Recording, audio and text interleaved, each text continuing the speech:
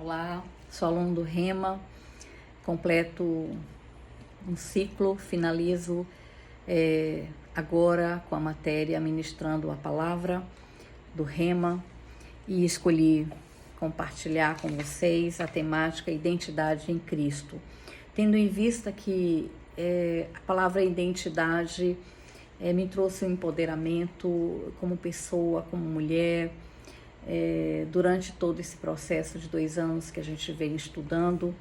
Queria mencionar as matérias de Gálatas, a nova realidade da criação, fruto do Espírito Santo, né? Disciplinas que muito me ajudaram, que muito me ensinaram durante esse percurso. Quero falar sobre a história de Leia e Raquel com vocês. São 2 mulheres personagens da história bíblica judaica que muito nos ensina, né? Primeiramente, falar que Leia foi casada com Jacó. Jacó, por sua vez, era filho caçula de Isaac, né? E Jacó era casado com Leia, mas amava Raquel. Ele apaixonou-se por ela num amor de primeira vista, né? Raquel era filha caçula de Labão, Leia era a primogênita, né? E eles combinaram o casamento, né? Os pais de Raquel, de Lia, com Jacó. E o dote que foi acertado era de que Jacó trabalharia para Labão por 7 anos. E, infelizmente, naquela época, né? Os termos culturais da época, do local e onde essa belíssima história acontece, não permitia se casasse a filha mais velha primeiro, a primogênita, né? Vale lembrar que na cultura judaica, os primogênitos têm um ritual diferenciado de acessos, de bênçãos. E acredito que Jacó sabia muito bem desse detalhe, né? Ele sabia muito bem dessa questão, mesmo porque ele foi conduzido por sua mãe Rebeca a enganar seu irmão Esaú, no momento em que ele desejou a bênção da progenitura de Esaú, seu irmão, correto? Mas o que me interessa, na verdade, é falar sobre a história de Leia. E Leia, nessa história bíblica, ela passa por um processo de rejeição. E a Bíblia vai falar que no capítulo 29 de Gênesis, vou abrir aqui para a gente ler, Gênesis 29, versículo 21. E disse Jacó a Labão: dai-me a minha mulher, porque meus dias são cumpridos para que eu case-se com ela. Então ajuntou Labão todos os varões daquele lugar e fez um banquete. E no finalzinho da tarde ele tomou Leia, a sua filha mais velha, e deu a Jacó. E na manhã seguinte, Jacó, ao ver que tinha deitado-se com Leia, disse a Labão: por que fizeste isso comigo? Não tenho te servido por Raquel? Por que me enganastes? E então Labão disse: não se faz assim no nosso lugar. A menor não deve casar-se antes que a primogênita.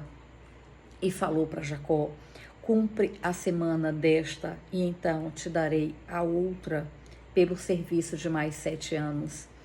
Jacó, por sua vez, cumpriu a semana de Leia, e após Labão deu Raquel por mulher a Jacó.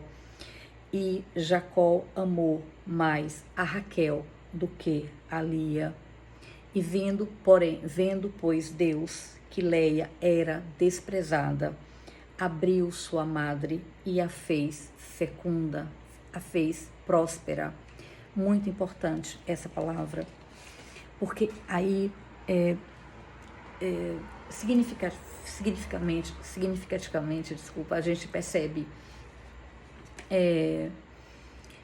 uma rejeição sofrida por Leia, né? Leia sofre uma rejeição. E eu estava estudando um pouco sobre essa questão da rejeição e descobri, né, que alguns psicólogos e psiquiatras dizem que o indivíduo é muito raro, um indivíduo não ter sofrido ao longo da vida qualquer tipo de rejeição. E às vezes a rejeição acontece já no ventre da sua mãe, Muitos filhos são rejeitados por seus pais por vários motivos, por uma gravidez indesejada, por uma tentativa de aborto, né, por um divórcio, por uma mãe solteira. E os episódios de rejeição não acabam por aí.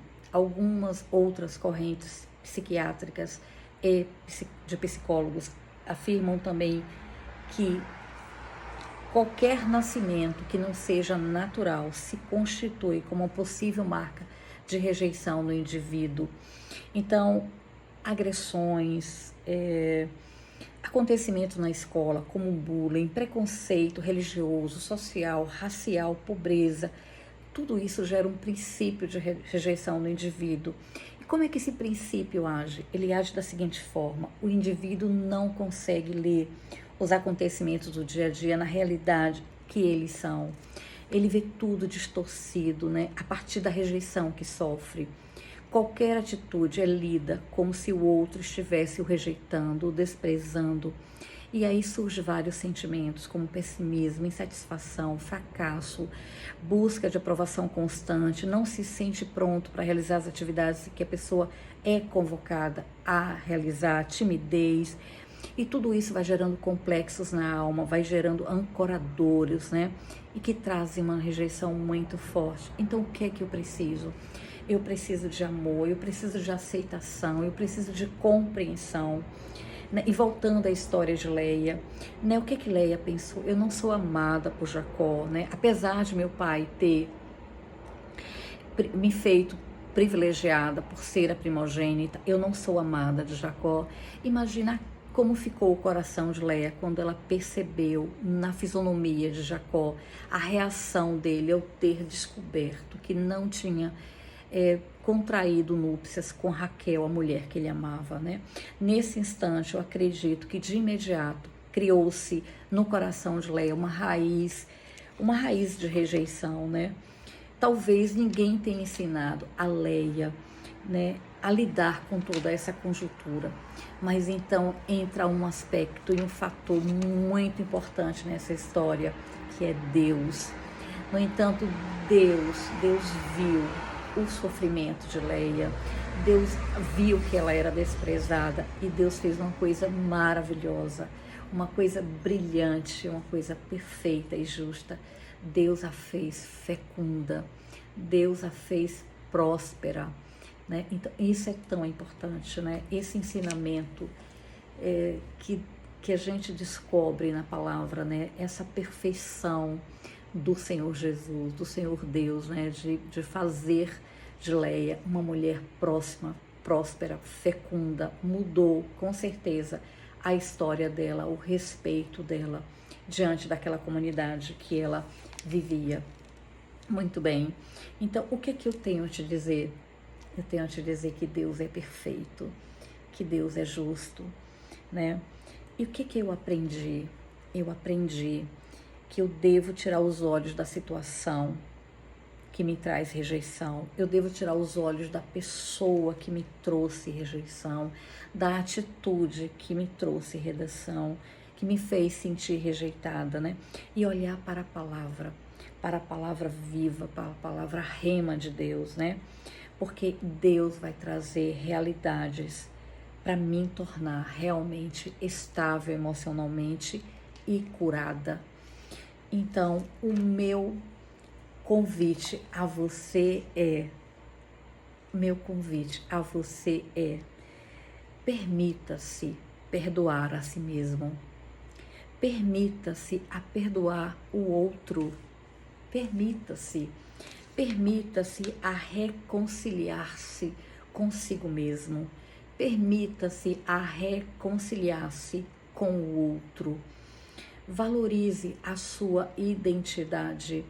Valorize a sua identidade em Cristo. Renove a sua mente em Cristo. Não desista de você.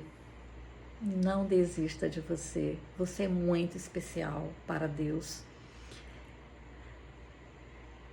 E quero finalizar dizendo para você nesta noite: Deus te abençoe. Deus te abençoe.